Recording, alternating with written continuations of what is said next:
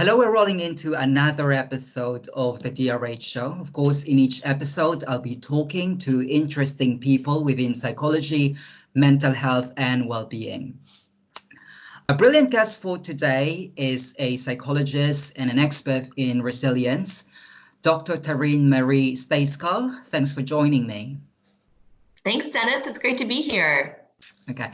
I suppose the best way to do this is just tell us who you are, what you do, but basically give us an abridged version of your life so we can situate how you came up to be doing what you're doing. Yeah, absolutely. So today I am considered an international expert on leadership resilience and what makes people resilient in life and in leadership. And that journey actually started over a decade ago. So I was getting my doctorate degree and I was serving as a fellow in neuropsychology. Mm-hmm. And we had a number of people who quite unfortunately had sustained traumatic brain injuries. And so they would be admitted to the hospital either through the emergency room or through the critical care setting.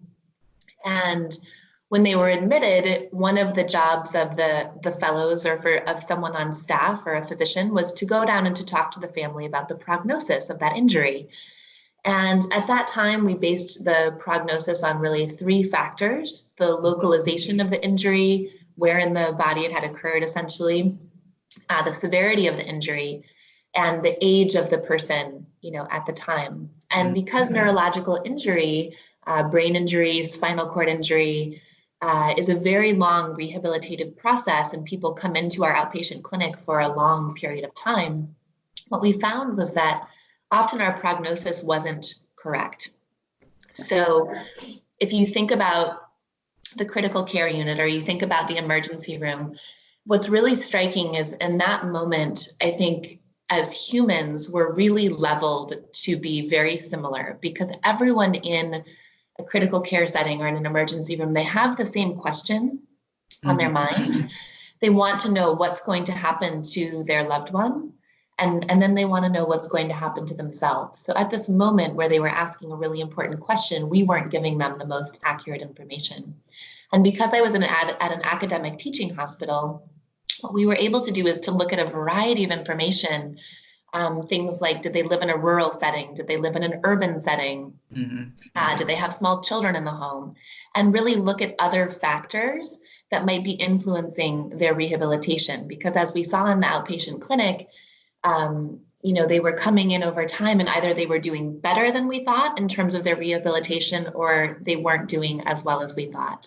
And so we wanted to understand, what were the other factors that we weren't considering that were impacting people's rehabilitation, so we could give them more accurate information. And so we found really interesting things, Dennis, like when a person who's had a neurological injury has access to reliable transportation, that statistically speaking is often the difference between being able to live independently and living in an assisted care facility. And we all know how important it is to be able to live independently. And so when I completed my fellowship, I was still thinking about these factors that at the time we weren't calling resilience, right? And we're not all going to have brain injuries or neurological injuries, and thank goodness for that. But we all in our lives are going to face some amount of challenge, some amount of change, and some amount of complexity.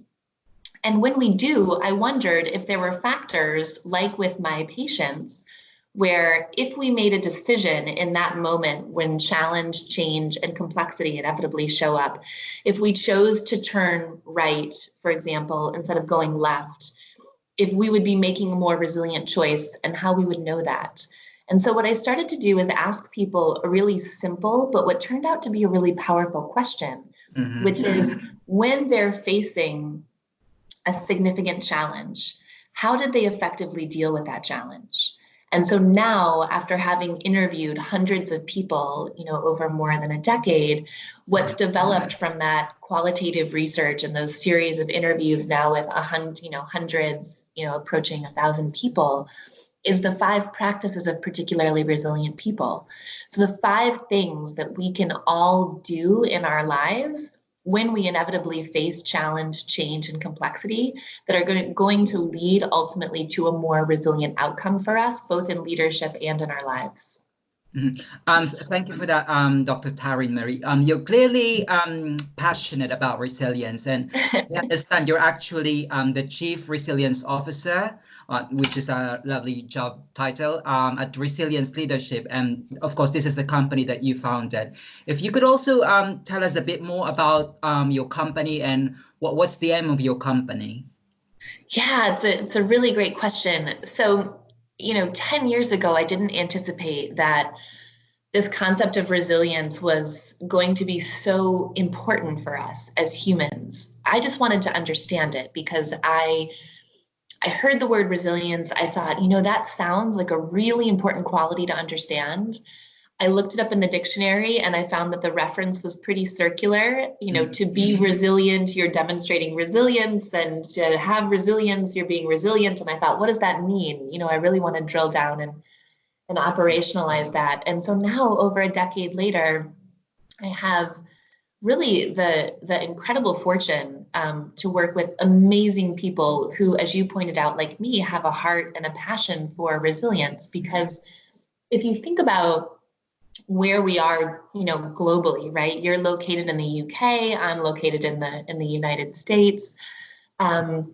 We have so many factors that are happening for us, so many planetary factors that are happening for us that I would argue that this is probably the time in human history where we may need the most resilience we've ever needed before, right? And so you think about the VUCA environment, right? The volatility, the uncertainty, the chaos, the ambiguity. And what we find is that we see large-scale political landscapes shifting very quickly. We're seeing a lot of mergers and acquisitions, a lot of restructuring in companies. Even for ourselves personally, we're being exposed to so much more information and data just through these handheld devices known as our phones than ever before, right? So 85% of people are looking at their cell phones, are checking their phones before they get out of bed in the morning, before they brush their teeth. And many people often smile or giggle to themselves when I say this because they feel it's something that we feel. Right. We can all relate to it, right? I really try to put my phone on airplane mode, but there are times when I don't, or do not disturb. And then oftentimes our phones are the last thing that we look at before we go to sleep at night. So just this kind of large scale influx of information that brings us news, weather, politics, good news, bad news, messages from friends, right? And so when I think about resilience leadership and the work that I've done on resilience, it's really about furthering the mission of resilience broadly across the planet, because what I believe and what the people that I work with believe is that the 5 practices of particularly resilient people has such a tremendous opportunity to bring hope and healing across the globe when we just understand some really simple, not necessarily easy, but some really simple tenets that allow us to face these inevitable moments of challenge, change, and complexity with greater grace and also with enhanced outcomes. So my company, Resilience Leadership, is really focused on primarily business consulting, executive coaching. I'm formerly the head of executive development and talent strategy at Nike, working with their top 400 leaders there. So now I'm, uniquely focused on applying resilience to executives through coaching, through group coaching, when people want to have more of a network and an accountability partner. We do top team effectiveness, workshops, retreats. And then I also have the great pleasure to work with another company in which I'm a co-founder called Resilience Element, or Resilience 75. And what we're doing there is we are creating a documentary on resilience. So there's greater accessibility to kind of these concepts through a film medium, as well as an app and an associated wearable. So people can also interact with their own biomarkers and resilience and get sort of feedback around how their body is operating and how they can get themselves to an optimal level relative to things like engagement and performance and productivity. Brilliant, brilliant. For my next question, I suppose you already talk about this a bit, but I just want to focus more on what do you think is the application of resilience to other types of challenges that we face? Because I was doing your research about you, and I understand you also focus on mental health and addiction. How do you think resilience can be applied to those two areas? Yeah, absolutely. It's a great question, and I think it's one that's really important for me and has informed my personal journey on resilience, as well as how I think about resilience more broadly. So for me, I'm someone who had a diagnosable level of post-traumatic stress, and I'll call it post-traumatic stress response, right? Because in the DSM-5, it's called disorder, but I think we want to move away from words like disorder and deficit and have more humanistic type of labels and titles for these experiences, because really it's not a disorder. Your body is not disordered. You have experienced something traumatic, and now you have a post-traumatic response to what your body has experienced. Yeah, thank you. I like it too. It feels much more inclusive.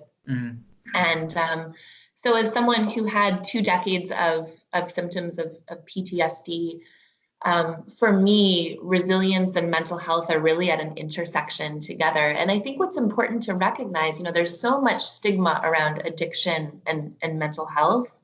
And we so much more easily, of course, accept things that are physical ailments, right? Broken bones or cancer. But much of our mental health is also physically driven, and yet there's still so much stigma around that. For me, post-traumatic stress response, as we're calling it, has been an incredible teacher, right? Now, this is not something that I would wish necessarily on anyone else. I wouldn't want other people to have the experience that I had with having a stalker in high school and feeling very targeted by this person. But it also taught me some tremendous lessons about how to keep myself safe, how to stay calm in situations that felt very chaotic and fraught. And certainly then how to take those lessons and apply them in my professional role when I'm working with leaders who are working with incredibly dynamic and shifting landscapes and are feeling very unsafe themselves. And then I was able to use what I learned about how I could keep myself safe in the midst of those traumatic experiences and be that calming, that organizing force for people that were experiencing their own fear. And so when I think about resilience and mental health, I think the first thing that's important to understand is that there are many sort of gifts of adversity, and that's true of mental health, right? Again, I'm so grateful that I've remediated the symptoms associated with post-traumatic stress response, but it also taught me a lot, and I grew a lot as a person. And so I think really being able to privilege that polarity, if you will, the difficulty associated with it, and also the lessons. And I think addiction also has some significant similarities. The second that I want to say is, I think we're at a really interesting time, Dennis, as we think about what's available relative to treatment for addiction and mental health. So we've traditionally thought about the pharmaceutical industry and therapy, like cognitive behavioral therapy, as treatments for things like anxiety, depression, addiction, post-traumatic stress response, we'll say. But now I think we're also seeing other alternatives that may provide a greater sense of resilience. So what I mean by this is, Johns Hopkins here in the United States, a very well-known medical center, they have just founded a sort of unprecedented level of psychedelic research that they're doing at their facility to look at the interplay between how some of these, substances and plant-based medicines like MDMA are able to help people heal more completely and more rapidly from things like trauma. You look at the MAPS organization, they're doing incredible research also on things like MDMA and trauma. And, we also have substances that we're discovering, like, for example, there's ibogaine, which when people receive an infusion of this substance, it comes from a bark of a tree in Africa, they're able to get off opioids like heroin or Oxycontin in 48 to 72 hours with very few side effects.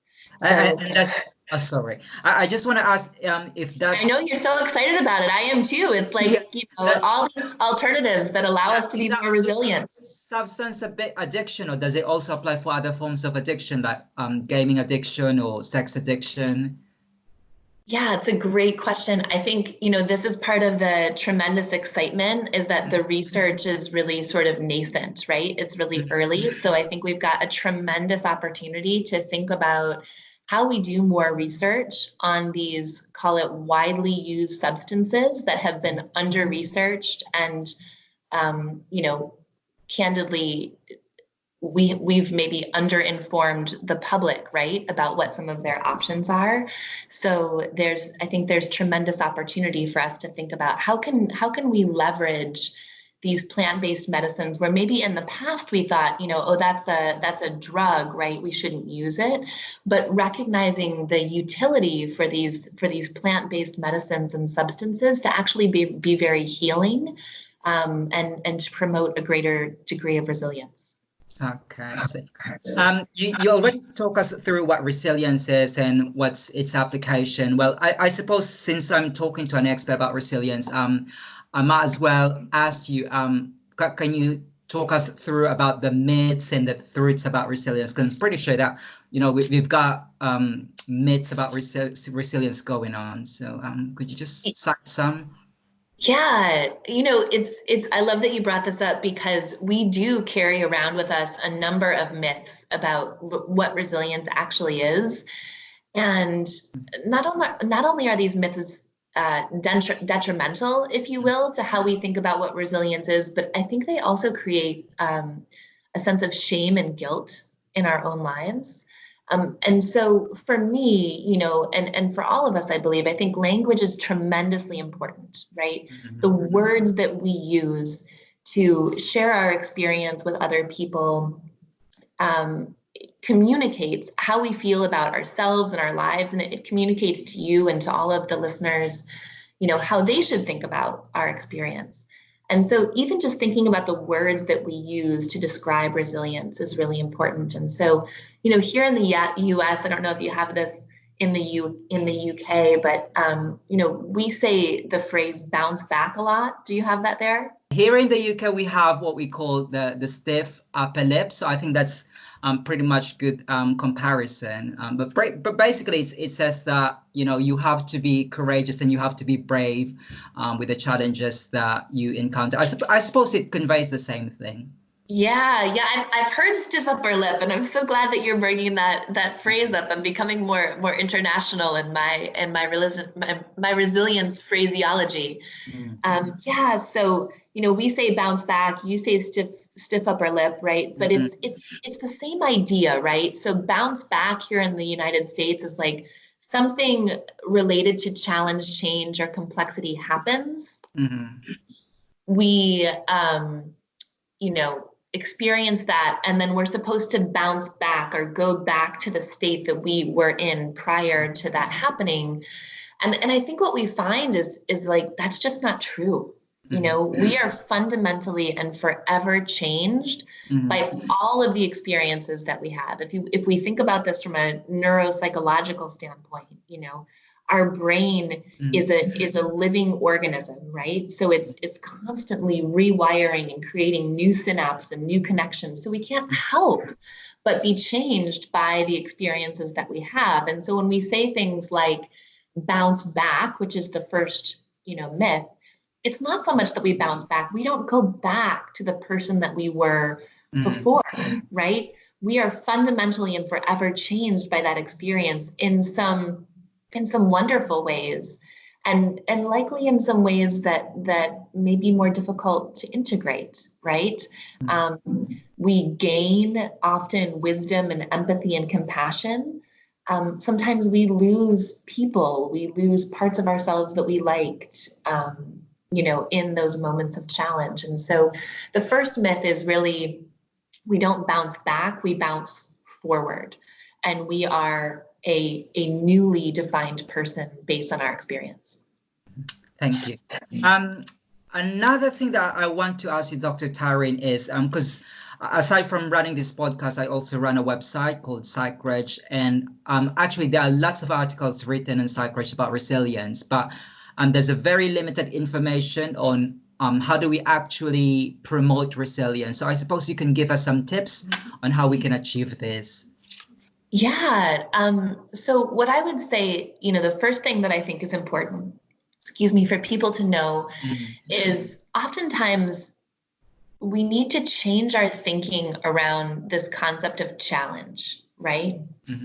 So a lot of times we use words like adversity or obstacle, and those are all good words. But when we think about challenge, there's a lot of people out there who have been taught to believe that when we're on the right path, when we're doing what we're meant to be doing, when we're living into our life purpose, when we've been very strategic about all of our planning, that we shouldn't face challenge, that we should somehow be able to navigate around challenge. And in fact, what we find is that oftentimes the more important the work, the greater the challenges that we face. Right? And why would that be? And I think it's because oftentimes when we have big dreams, when we have big ideas about what we want to achieve and do and contribute in life, depending on what you believe kind of about the universe and God and spirituality, right? We face these challenges and have change and complexity put in our path, not to stop us, but to really ask us, how much do we want this thing that we wanted, right? And challenge isn't the period at the end of the sentence. It doesn't mean game over. I think challenge in our lives is the comma in the sentence that's asking us, how much do we actually want this thing that we said we wanted? And so one of the concepts of resilience that I've developed is this idea of the reverse bucket list. And the idea is, of course, the bucket list are the things in our lives, the pleasurable experiences we want to have that we plan for.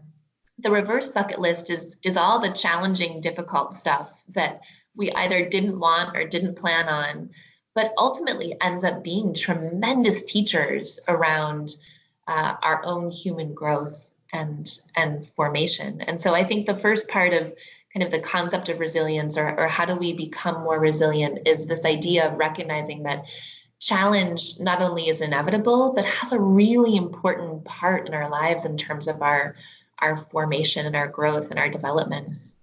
And then I think, the second part is knowing the 5 practices of particularly resilient people, right? Because knowledge is power. And so having information about what those 5 practices are and how we can demonstrate them relatively easily, how we can make a more resilient choice. And I'm happy to go into them when the time is right. Okay, thank you. I just want to, because you mentioned about reverse bucket list. I've never heard of that before, so I just want to touch upon that. Perfect. So what exactly is reverse bucket list? Yeah, so the reverse bucket list is a concept I developed. So, if you think about the bucket list, right? Do you say bucket list in the UK? Is that language you guys? Yeah. Yeah. I don't know. We have a phrase in the United States that, like to die, it's like to kick the bucket, is a sort of phrase that we use. And so the bucket list is really like the things I want to do, before I die, like in this life, right? Like watch the sun come up or go to, a particular island or take a trip with my family, the experiences that we want to have. And the reverse bucket list is kind of the opposite of that, right? And so we think about these kind of bucket list experiences as being peak experiences in our lives, right? Really pleasurable, wonderful things that we're going to engage with. And I think that's still true. But I think what we realize is the reverse bucket list, that's all of the stuff that's not pleasurable that we didn't plan for, right? So it's the exact opposite. If the bucket list is like the pleasurable stuff that we're planning for, this is like the stuff that's not pleasurable that we didn't want or plan for. So these are all the challenges and changes and complexities that come up in our lives. And what we realize is the things on our reverse bucket list, even though they may not be as enjoyable as those bucket list items, oftentimes those are the things that really define our lives and our character and teach us about ourselves and our community and what we have to offer in those moments of difficulty. I suppose the idea behind the reverse bucket list is that we have a collection of the things that we actually survive, and that makes us grateful that I've actually done this, I've overcome this. Is that right? Yeah, you know what? I love that, Dennis. I haven't actually thought of it in that way before, but I think that you're exactly right. And I'll just tell you a quick story if it's all right. Yeah. So I'm learning to ski. Okay.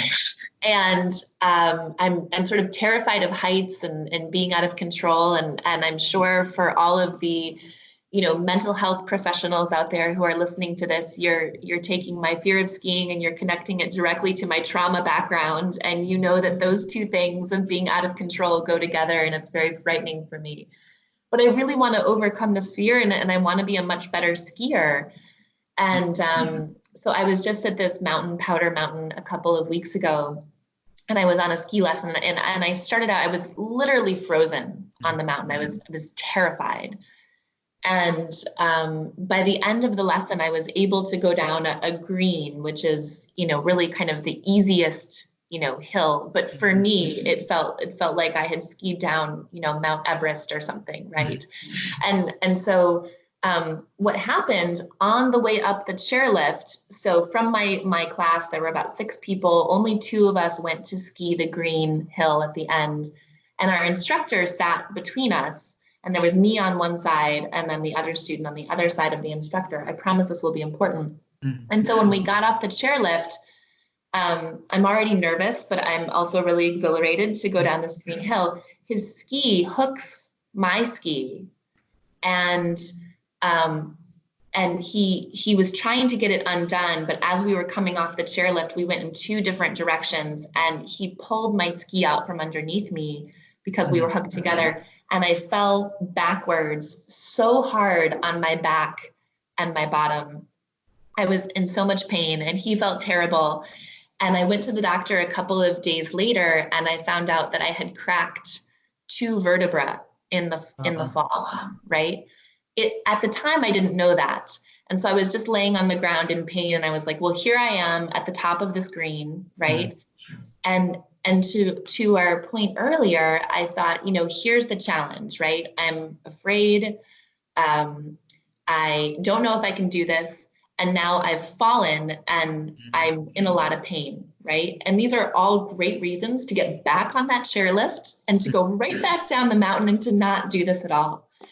But I thought, you know what? I always tell people that challenge is the comma in the sentence. It's not the period. And so I felt like in that moment when I had fallen and really sort of literally and figuratively had the wind kind of knocked out of me, I said, this is the universe asking how much I want this. This is the comma in the sentence saying, do you really want to do this? And my answer was yes. And so I got up and I skied all the way, down the mountain with, unbeknownst to me, 2 cracked vertebrae. And at the bottom of the hill, a good friend of mine, Palak Patel, was there, and she captured me bursting into tears, right? I sort of thought that was just a literary illusion, right? The bursting into tears. But apparently it does really happen. And I burst into tears, to your point, Dennis, because I was so happy and proud of myself. But on some level, I thought I was never going to be able to do that, or if I did do that, I was going to die. And so I was also so relieved that I hadn't died, right? Going down the easiest hill. And And at that moment, anything felt possible. And so I love what you're bringing up, which is this idea of the reverse bucket list, which is not only what did it teach us, but that exhilaration and that moment of knowing that we've faced something that we didn't know we could face, and that we have more capacity and more strength than we had ever imagined. Brilliant. Thanks for that uplifting story. It actually reminds me of there's an academic guy on Twitter, and like academics, they seem to have really like illustrious career, and this guy actually showed like a CV of failure. I don't know if you've heard of that, but basically saying I have. Yeah, I love this. He applied at universities and he applied for research grants, but he did not get it. So it's just showing to people that I might have a successful academic career, but there are lots of failures behind this. And so I think that's sort of like a reverse bucket list. Yeah. I think it's useful for the listeners, for the audience to kind of reflect what you've been through, and just allow that to shape your resilience. But what I'd like to focus now is about mental health, because that's another aspect that you work on. I just want to understand, like, as a society, how can we reduce or eliminate the stigma around mental health? Do you have some approaches that seem to work? Yeah, I mean, I think the first thing, there's a couple of things that we've touched on earlier that I'll underscore, and then I'll add a couple of points. So the things that we've touched on earlier, I think, one is recognizing that mental health is often a physical response, right? That is then manifested emotionally, right? So whether that is changes in the structure and function of the brain, in the amount of neurotransmitters, serotonin, norepinephrine in the brain, things like cortisol, these are all physical aspects of our body that are then being manifested, in a way that might look like depression, might look like anxiety, might look like fear and agitation relative to trauma. So I think the first thing to recognize is that we can reduce the stigma around mental health by recognizing that it's very connected to physical health, which we have much less stigma around. The second is, I think, using language, right, that is inclusive and respectful relative to mental health, just going back to the importance of language. And so talking about things like post-traumatic stress response, right, as opposed to disorder, or talking about wellness, right? Coming from a background of neuropsychology, we used a lot of like very detrimental D words. We used things like deficit and disorder, and those things I don't serve to promote anyone's resilience, and they certainly don't make us feel good about what we're experiencing.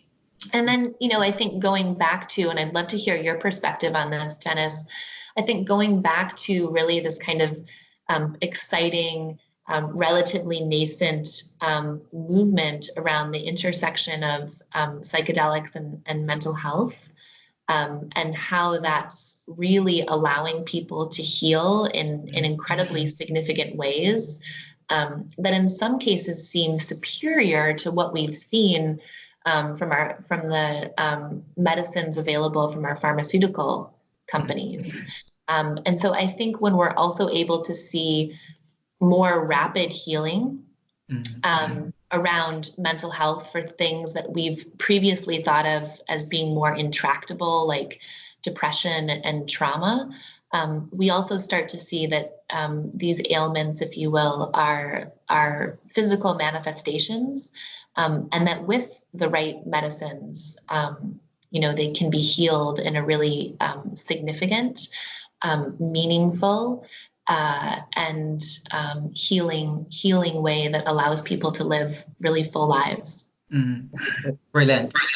Um, I just want to pick up on you mentioned something about, yeah, we have to be mindful of the kind of language that we use, especially when it relates to mental health. And since we're talking about resilience, I'm just wondering if you heard about the expression manning up, because it's quite commonly used here. Like, you encounter the problems, people say, "Oh, man up," and I think that's kind of like gives the message, especially to males, that you have to man up. What do you think about that in relation to resilience and in relation to being mindful about the language with mental health?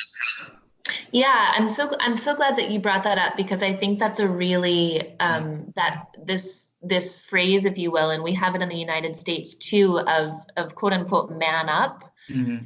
Um, I think it's really detrimental, Mm-hmm. honestly, right? We talked about being mindful of our language. I wrote an article a while ago, and what I looked at was essentially men and women's vulnerability and connection to themselves. So, by the way, vulnerability is the first practice of particularly resilient people.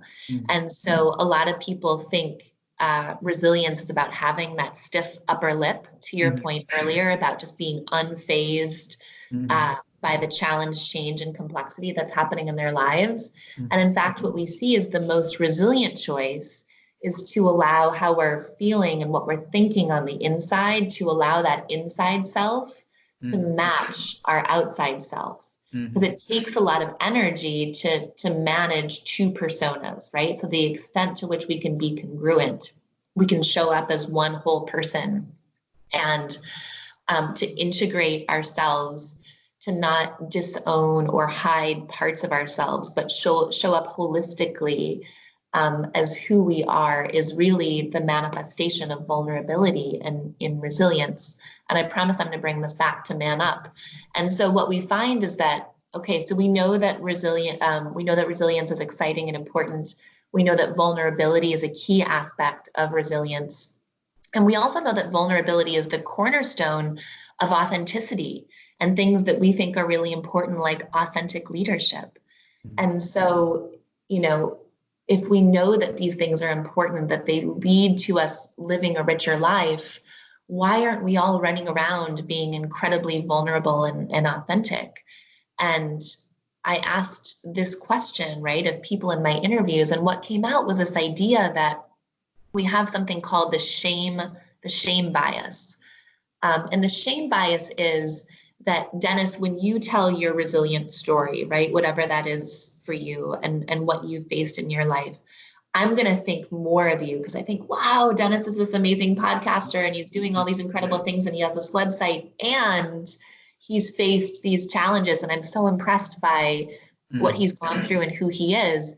And yet when we think about ourselves, we think, oh, but if people truly knew my story, if people truly knew what I'm going through, they wouldn't like me, they wouldn't love me, and they might leave, right? The 3 L's, right, that we fear. People won't like us, people won't love us, and they might leave. And mental health, by the way, is one of the things that people feel very ashamed about. And so they stay very quiet. And so, I think we all have an imaginary slip of paper in our pocket, and it reads, people would think I was crazy if they knew, right? And then there's a blank space. And crazy is not meant in sort of a mental health, way, but like just, we fear that people would think there was something wrong with us, right? And so we all have this imaginary slip of paper that reads, people would think I was crazy if they knew. And then all of us can write at least one thing in that blank, right? And then because of the shame bias, rather than being vulnerable, so often we fold that imaginary slip of paper up and we put it in our pocket and we don't show it to anyone. And vulnerability is about reaching into our pocket with the people that we believe have the capacity and the care to be able to interact with us, and unfurling that piece of paper and talking about who we really are, honestly and candidly. And so when we say phrases like man up, right, we're essentially saying, I don't want to see your piece of paper. I don't want to know who you are. I don't want to see your vulnerability or maybe even your authenticity.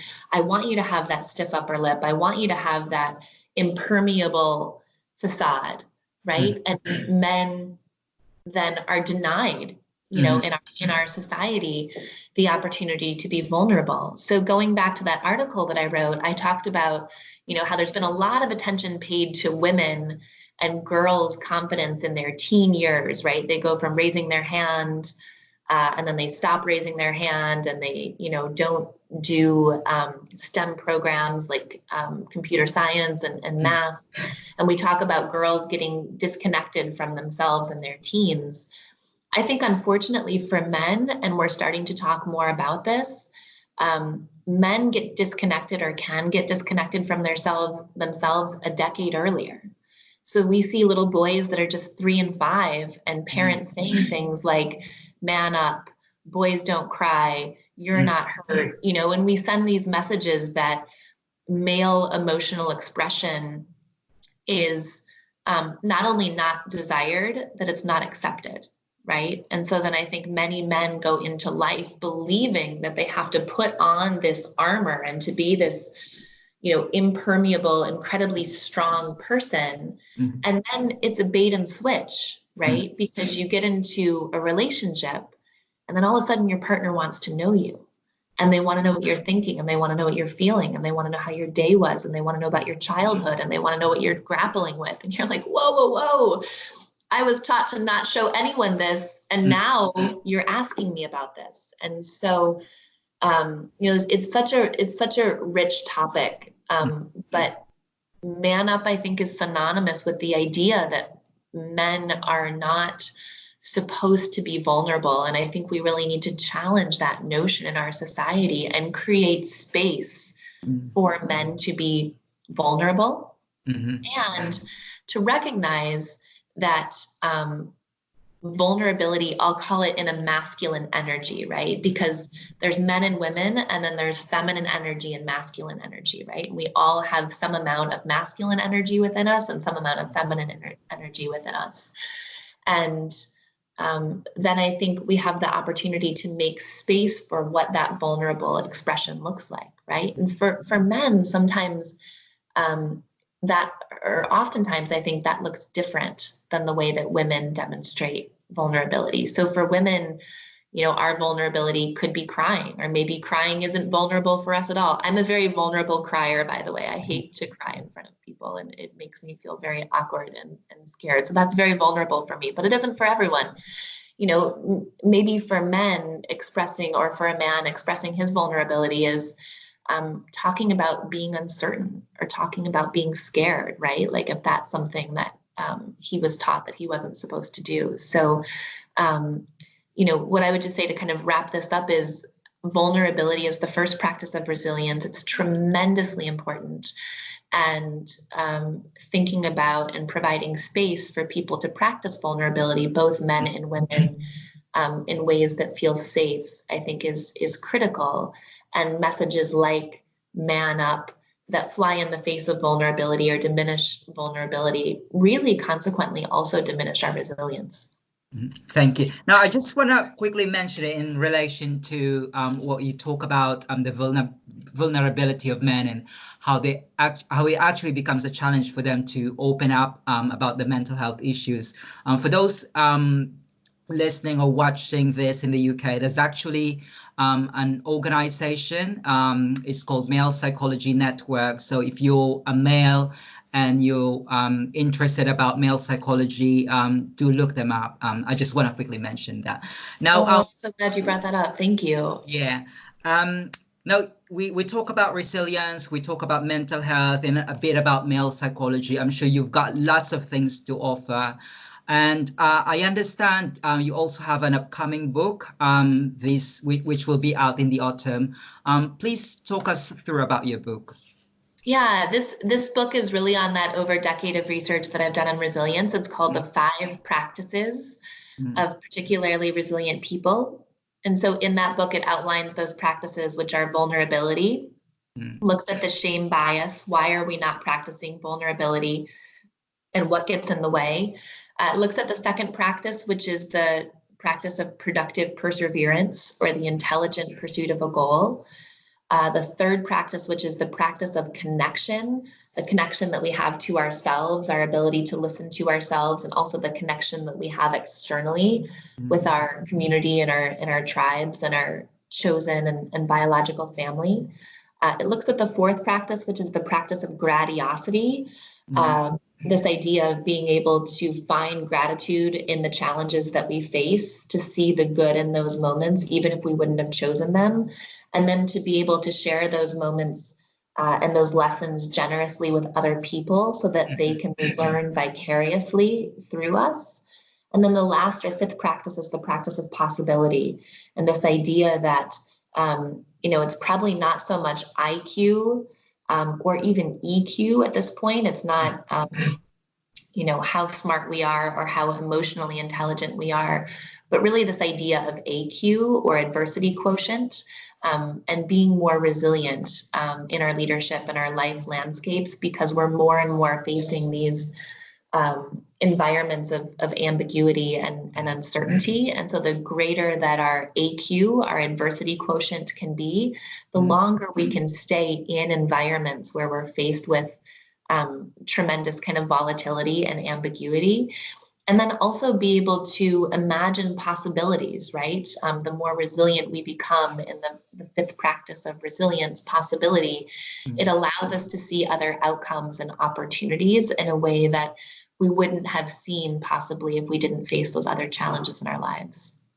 That's a very interesting work. I suppose it's an expansion of the seminal work of Paul Stolz. I'm not sure if he's the one who introduced the idea of adversity quotient. So I suppose if you're really interested about resilience, about adversity quotient, grab a copy of Dr. Taryn Marie's book. Well, I'll just give the link to your website on the video description. We're already nearing towards the end of this interview, but there's one question that I'll always ask the people that I talk to. When it comes to mental health, what do you think is the one thing that we don't often talk about? Yeah, that's a great question. I think at this point, what we're not talking about is some of these, alternative but promising treatments relative to plant-based medicine and psychedelic research that's being carried out by really thoughtful organizations like MAPS and Johns Hopkins and soon to be. There are so many side effects that are associated with medicines from the pharmaceutical industry. And to be clear, I think the pharmaceutical industry has brought us just tremendous medicine to be able to address so many both physical and mental health related issues. And so I don't want to diminish that in any way. But I think what we're finding is that also many of the treatments for mental health, especially medicines, have such tremendous and extreme side effects for people that they're really making these very difficult trade-off decisions around, like, do I stay on my medication to minimize my anxiety? But on the other hand, it's causing all of these very, uncomfortable and difficult side effects for me. And so I think talking about how we can help people be more adherent to medicines and how we can provide information and access to medicines that allow people to live the most holistic life and to experience the greatest degree of healing. Exactly. That's one thing that we really should talk about. Now, Dr. Taryn Marie, before I let you go, please share us your website and social media channels so we know how to connect with you.